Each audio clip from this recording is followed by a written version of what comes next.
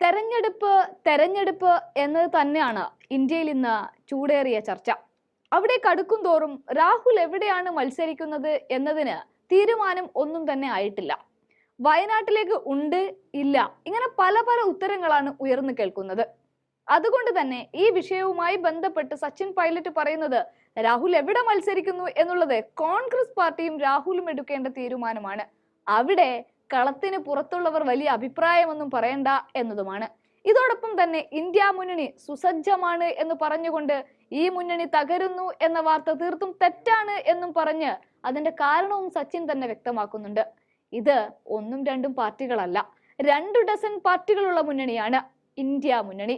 അതിൽ ചിലർ പുറത്തു പോയതിന് കാരണം കേന്ദ്ര ഏജൻസികളെ ഉപയോഗിച്ചുകൊണ്ടുള്ള കേന്ദ്ര സർക്കാരിന്റെ ഭീഷണിയാണ്. ഈ വിഷയങ്ങൾ തെരഞ്ഞെടുപ്പിൽ പ്രചാരണ വിഷയമാക്കും, ഈ വിഷയങ്ങൾ ആയുധമാക്കും കോൺഗ്രസ് എന്നും കൂടിയാണ് അദ്ദേഹം പറയുന്നത്.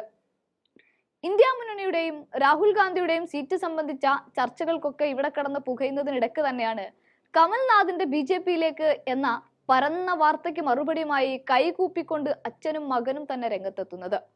തങ്ങൾ ഈ പാർട്ടി വിട്ട് എങ്ങോട്ടും പോകുന്നില്ല എന്ന്, അത് മാധ്യമങ്ങൾ വെറുതെ പറഞ്ഞു പരത്തിയതാണ് എന്നുകൂടി. അതായത് അടുത്ത 1.5 മാസത്തിനകം ലോക്സഭാ തെരഞ്ഞെടുപ്പ് നടക്കാനിരിക്കുകയാണ്. താനും കമൽനാഥും BJPയിലേക്ക് പോകുന്നു എന്നത് BJPക്കാർ തന്നെ കിംവദന്തി പരത്തുകയാണെന്ന് നകുൽനാഥ് അഥവാ കമൽനാഥിന്റെ മകൻ പറഞ്ഞു വെച്ചു. എന്നാൽ കമൽനാഥോ താനോ BJPയിൽ ചേരാൻ പോകുന്നില്ല എന്നുകൂടിയാണ് നകുൽനാഥ് വ്യക്തമാക്കുന്നത്. ചിന്ദ്വാര ജില്ലയിലെ നവേഗാവിൽ നടന്ന പൊതുയോഗത്തിലാണ് നകുൽനാഥിന്റെ പ്രതികരണം.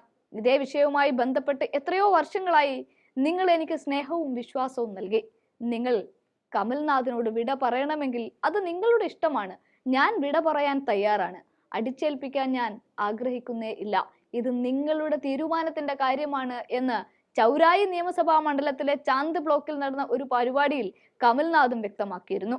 കഴിഞ്ഞ ലോക്സഭാ തെരഞ്ഞെടുപ്പിൽ മധ്യപ്രദേശിലെ 29 ലോക്സഭാ സീറ്റുകളിൽ 28 BJP നേടിയപ്പോൾ കമൽനാഥ് കുടുംബത്തിന്റെ കോട്ടയായ ചിന്ദ്വാര മണ്ഡലം മാത്രമാണ് കോൺഗ്രസിന് നിലനിർത്താനായത്.